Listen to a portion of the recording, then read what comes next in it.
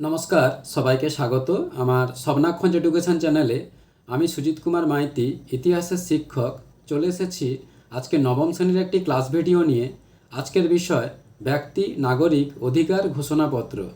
ভিডিওটি ভালো লাগলে লাইক, কমেন্ট, শেয়ার ও সাবস্ক্রাইব করে রাখবেন। আর পাশের নোটিফিকেশান বোতামটি সক্রিয় করে পাশে থাকবেন, যাতে এইরকম নতুন নতুন ক্লাস ভিডিও সবার আগে আপনার কাছে পৌঁছে যেতে পারে। শুরু করছি আজকের বিষয় ব্যক্তি নাগরিক অধিকার ঘোষণাপত্র। কি বলা হচ্ছে, 1789 সালের 26শে আগস্ট ফ্রান্সের জাতীয় গণপরিষদ কর্তৃক গৃহীত ফরাসি বিপ্লবের একটি মৌলিক দলিল।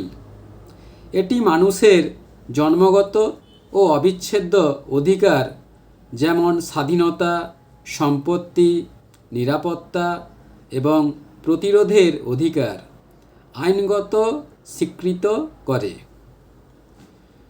এরপর প্রধান বৈশিষ্ট্য ও তাৎপর্য।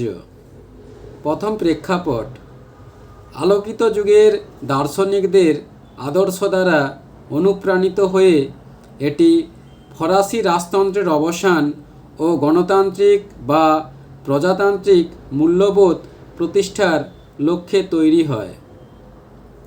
এবার মূল অধিকার। ঘোষণাপত্র অনুযায়ী মানুষ জন্মসূত্রে স্বাধীন এবং আইনের দৃষ্টিতে সমান।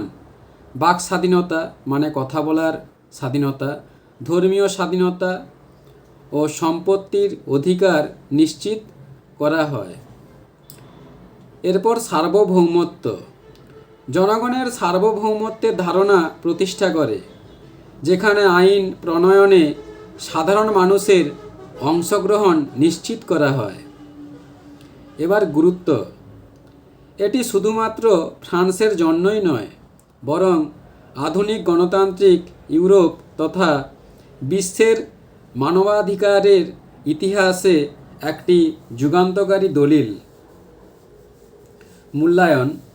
এটি ব্যক্তিগত স্বাধীনতা এবং অত্যাচারের বিরুদ্ধে প্রতিরোধের অধিকারকে স্বীকৃতি দিয়ে আধুনিক সাংবিধানিক আইনের ভিত্তি স্থাপন করেছিল, যা ঐতিহাসিক ওলার এ প্রসঙ্গে বলেন যে এই দলিল ছিল পুরাতনতন্ত্রের মৃত্যু পরোয়ানা। বন্ধুরা, এখানে ক্লাস ভিডিওটি শেষ করলাম। পরবর্তীকালে আবার একটি নতুন ক্লাস ভিডিও নিয়ে উপস্থিত হব।